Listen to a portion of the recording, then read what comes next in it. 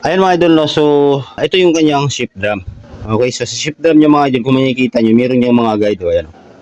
Ayan, o, 1, 2, 3, bali tatlong layers siya. Okay, so yung guide na mga idol, kung makikita nyo, yung mga dulo niyan, yan, o, may dulo yan, o. Dulo din dito. Pag inikot mo rin sa kabila, meron din siyang dulo. Ganun din dito sa kabila. Pag inikot mo rin siya, meron din siyang dulo.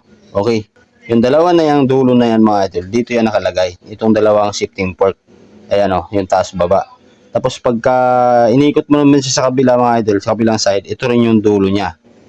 Okay, ito rin yung dulo niya. Dito rin sa kabilang shifting port.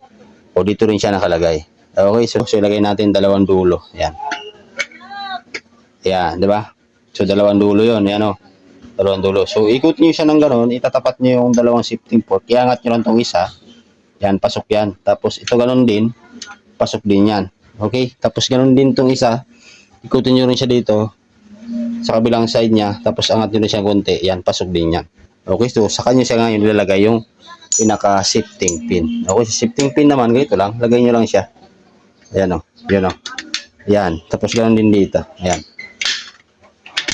Yun, ganoon lang. Tapos pagka inikot mo to, dapat nagpi-play. Kasi kung hindi magpi-play, may problema sa paglagay ng mga washer o di kaya meron kayong nabaliktad sa paglagay.